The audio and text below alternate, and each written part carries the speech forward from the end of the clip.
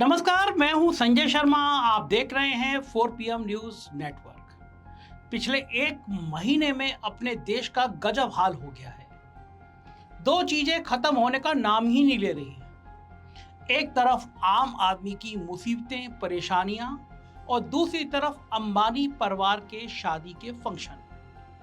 पहले 1 मिनट मैं आपको आम आदमी की बात करता हूं, आपके साथ बात करता हूं। पिछले महीने नीट का पेपर लीक हुआ। लाखों बच्चे और करोड़ों लोगों का भविष्य अधर में अटक गया। करोड़ों में इसलिए कह रहा हूं कि एक बच्चे के साथ 6-7 लोग जुड़े होते हैं, उसके परिजन जुड़े होते हैं।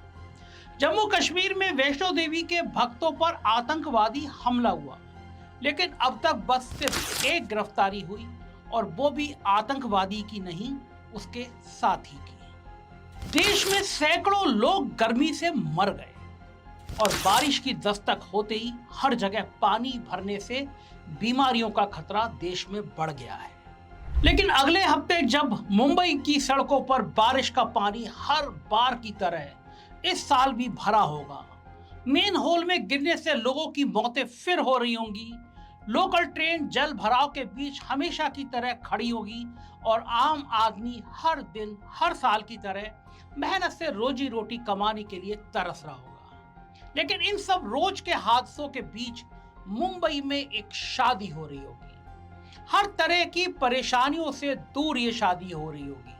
चाहे कितनी भी बारिश क्यों ना आ जाए, नए बने हुए राम मंदिर की छत टपक सकती है, लेकिन 12 से 14 जुलाई को अंबानी परिवार की शादी का मंडप नहीं टपक सकता। यहाँ सब कुछ धूमधाम से होगा। और आखिरकार ये धूमधाम खत्म होगी या नहीं होगी? शादी जैसे अच्छे मौके के साथ आखिरकार जैसा शब्द मैं क्यों लगा रहा हूं, आपको भी समझ में नहीं आ रहा होगा, चौंक रहे होंगे आप, क्योंकि ये बस एक शादी नहीं है, ये एक बहुत बड़ा आडंबर है जो पिछले 5 महीनों से लगातार चल रहा है। एक ऐसा आडंबर जिसके लिए शादी के रीति रिवाज ही बदल दिए गए हैं। अमूमन कोई भी हिंदू शादी एक दिन में हो जाती है और उससे भी 2-3 दिन पहले घर में मेहंदी, हल्दी जैसे कार्यक्रम होते हैं, लेकिन अंबानी परिवार के कार्यक्रम मार्च से चल रहे हैं। अब आप कह सकते हैं चल रहे हैं तो क्या हुआ, चल रहे तो तुम्हें क्या परेशानी? उनके पास पैसा है, चाहे 5 दिन में शादी निपटाएं या 5 महीने में निपटाएं या 5 साल में निपटाएं, चाहे 2 करोड़ लगाएं या 2000 करोड़ लगाएं, उनका पैसा जो चाहे वो करे, तुम्हें क्यों मिर्ची लग रही है? लेकिन दोस्तों, थोड़ा सा परत हटाकर देखेंगे तो सच्चाई कुछ और है। हम प्रजातंत्र में रहते हैं। हमारे संविधान का प्रीम्बल शुरू होता है वी द पीपल से, यानी हम हैं इस देश के सारे वासी, इस देश के असली राजा हैं। हम हमारे लिए हमारी एक सरकार चुनते हैं और सरकार क्या करती है? सबको रोजगार देने का, रोजगार करने का अवसर देती है और मूलभूत सुविधाएं जैसे सुरक्षा, स्वास्थ्य, शिक्षा, ये सब देती है। हर तरह के रोजगार से इसी देश में कोई कुछ बेचता है, कोई कुछ खरीदता है, किसी को सर्विस की जरूरत होती है और कोई वो सर्विस देता है। इस तरह से एक चेन बंधी हुई है, सब अपनी अपनी रोजी रोटी कमा रहे हैं। मुकेश अंबानी भी इसी देश के लोगों को तेल और फोन बेचकर पैसा कमाते हैं और रेहड़ी लगाने वाला एक गरीब आदमी भी कुछ ना कुछ सामान बेचकर पैसा कमाता है। मुकेश अंबानी भी 12-14 घंटे काम करते होंगे और इस देश का मिडिल क्लास नौकरी करने वाला भी इतना काम करता होगा। गरीब मजदूर तो 16 घंटे भी काम करता है। पर फर्क सिर्फ इतना है कि मुकेश भाई पूरे देश को कई तरह का सामान एक साथ बेच सकती है। लेकिन धंधा करने की यह ताकत एक इंसान को कितना बड़ा बना सकती है? क्या इतना बड़ा कि देश के केवल 9 अमीर आदमी एक तरफ और देश की आधी आबादी दूसरी तरफ। जी हां, सबसे अमीर 9 भारतीयों के पास इतना पैसा है जितना इस देश की आधी आबादी यानी 70 करोड़ लोगों के पास मिलाकर है। एक तरफ 9 आदमी और दूसरी तरफ 70 करोड़ आदमी। क्या यह बिना 3-13 के मुमकिन हो सकता है? चलिए, निचले 50% तो बेचारे गरीब रेखा के नीचे, उनकी बात ही क्या करना। मगर आप और मेरे जैसे मिडिल क्लास भी अब बस सिर्फ नाम के मिडिल क्लास बचे हैं। अंबानी की एंटीला से देखने, वो ऊंची शानदार बिल्डिंग से देखने पर हम भी कीड़े मकोड़े की तरह लगते होंगे, क्योंकि ऊपर 1% के पास पूरे देश की 40% दौलत है और बाकी 99% के पास कुल मिलाकर 60%। और जिस तरह अंबानी अडानी जैसे लोग हर साल अमीर होते जा रहे हैं, हम 99% लोग मिलकर भी इन 1% लोगों से नीचे होंगे। ये सब जानकर अंबानी की शादी के लड्डू इतने मीठे नहीं लग रहे होंगे, और वैसे भी आपको और मुझे तो मिलने नहीं है। हमें तो बस वो गरीब प्रजा बना दिया गया है जो खुश हो रहा है कि उनकी महारानी नीता अंबानी 400 करोड़ का हार पहनती है, राजकुमार अनंत 25 करोड़ की घड़ी बांधते हैं। हमें ये सपना दिखाया जाता है कि मेहनत करो तो हम भी इतने अमीर हो सकते हैं। यह हमारी मेहनत का मजाक नहीं तो और क्या है। आज प्राइवेट कॉलेज 1 से 2 करोड़ रुपए लेकर MBBS कराता है। क्या इस फीस को जुटाने के लिए एक मिडिल क्लास बाप मेहनत नहीं करता? करता है, और इतनी करता है कि उम्र से पहले बूढ़ा दिखने लगता है। क्या बिहार के एक बेटे को IAS बनाने का सपना लिए पूरा परिवार दिन रात मेहनत नहीं करता?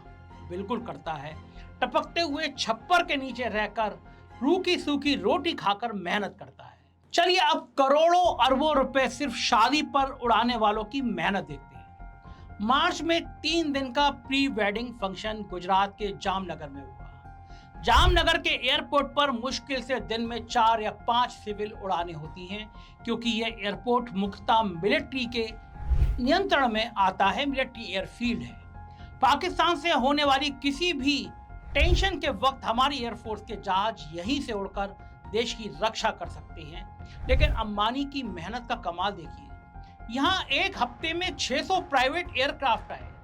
क्योंकि वो बाहर के देश के इतने लोग आए हैं तो उनकी कस्टम चेकिंग भी जरूरी है। इसके लिए एयरपोर्ट अथॉरिटी ऑफ इंडिया ने जामनगर एयरपोर्ट को कुछ दिन के लिए इंटरनेशनल एयरपोर्ट का दर्जा दे दिया। मोदी हैं तो मुमकिन है। अंबानी के मेहमानों के आने जाने और उनके जहाजों की देखरेख किसने की? भारतीय एयरफोर्स ने। शादी का काम एयरफोर्स देखने लगी है। यह भी इस देश में है। मोदी है तो मुमकिन है। सोच कर देखिए, गरीब आदमी रेल में बाथरूम में सफर करने को मजबूर है। मिडिल क्लास पूरे परिवार के साथ जहाज में नहीं बैठ सकता, और अंबानी एयरफोर्स से अपनी शादी के मेहमानों का आना जाना मैनेज करवा रहे हैं।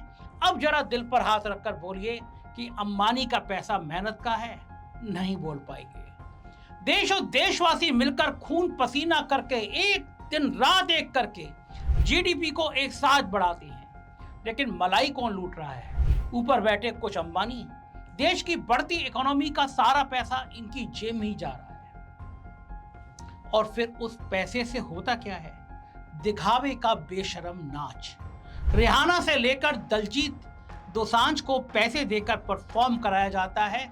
वही रिहाना जिसको भक्त कुछ दिनों पहले तक आतंकवादी कह रहे थे जब उसने किसान आंदोलन में किसानों का साथ दिया। शाहरुख, आमिर, सलमान जैसे बड़े सितारों को बिना पैसे दिए डांस कराया जाता है। मार्क जुकरबर्ग से लेकर बिल गेट्स तक सबको न्योता दिया गया।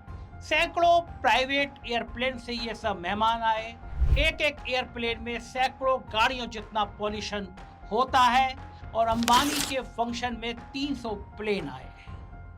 तो सोचिए, 3-4 दिन में हजारों गाड़ियों जितना पॉल्यूशन फैलाकर फिर से ये लोग एनवायरनमेंट बचाने की बात करते हैं।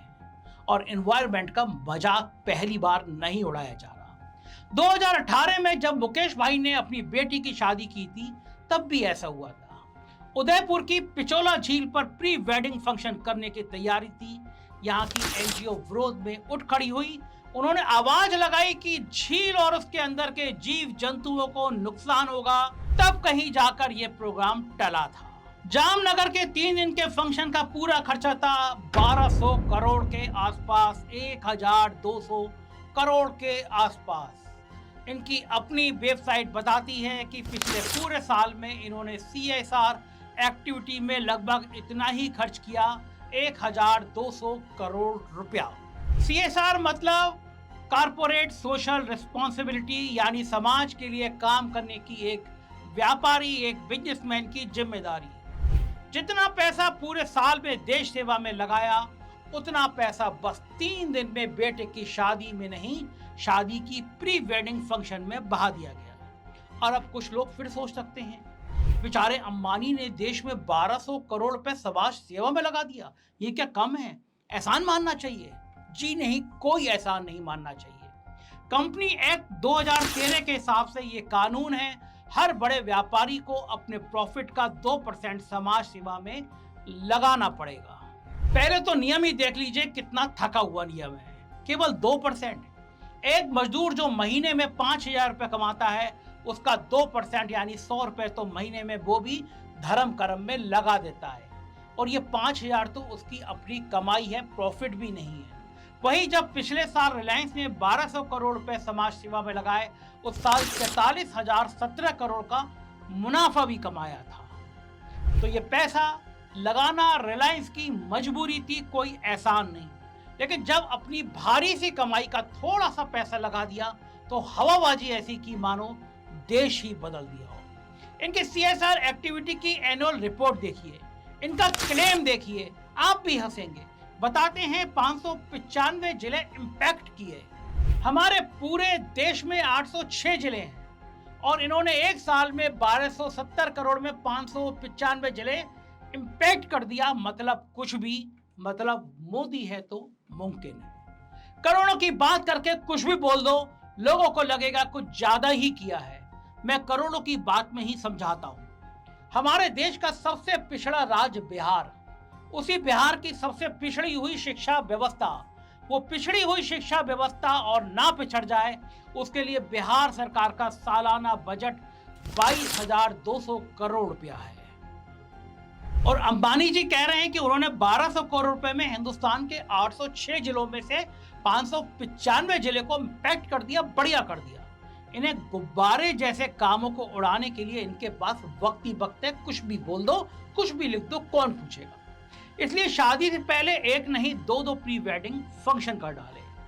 दूसरी बार के लिए तो इटली में पहुंच गए साहब। 30 मई से 1 जून के बीच फिर 1200 लोग इकट्ठे हुए। इटली के एक शहर से दूसरे शहर क्रूज में बैठकर समुद्र में घूमे। जामनगर में देसी रंग में मस्ती की थी तो यहाँ विदेशी रंग में पिटबुल, कैटबेरी जैसे बड़े बड़े कलाकार नाचने आए। 20 चार्टर प्लेन, 12 प्राइवेट जेट इन मेहमानों को लेने आए। मगर दौलत का ये बेहुदा नाच शायद यहाँ कुछ लोगों को कमाल लगे, लेकिन इटली के लोग नाराज हो गए।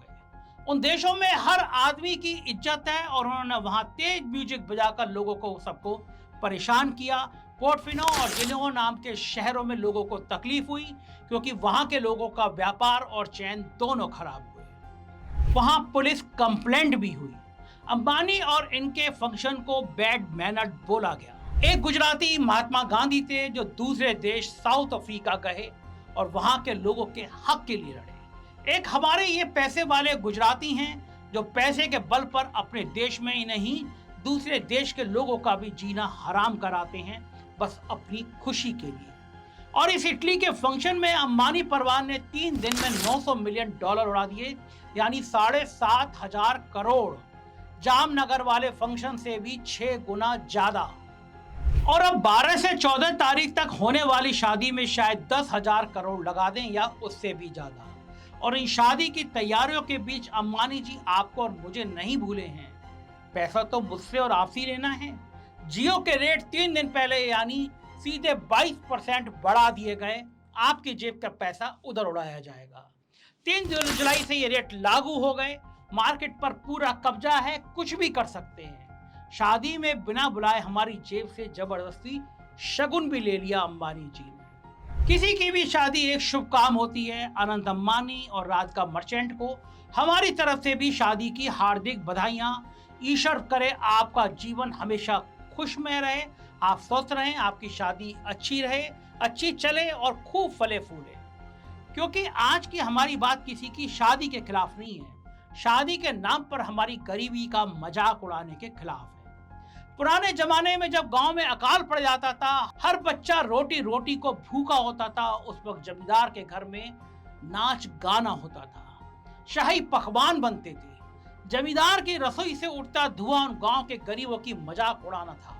आज के हालात भी कुछ कुछ वैसे ही हो गए हैं। अगर आप ये समझ गए हैं तो अंबानियों की शादी को बेशक बुरा मत बोलिए, मगर उनके पैसों के इस अंधे नाच को अपनी खुशी मत बनाइए, क्योंकि ये आपकी खुशी नहीं है, आप इसमें कहीं भी शामिल नहीं हैं। शायर ने कुछ लाइनें लिखी थी, एक शाहजहां ने बनाकर ये हसीन ताजमहल, हम गरीबों की मोहब्बत का उड़ाया है मजाक, ए मेरे महबूब मुझसे कहीं और मिलाकर। ये मेरी और आपकी गरीबी का मजाक है, और वो भी मार्च से जुलाई तक चलने वाला एक बहुत लंबा मजाक।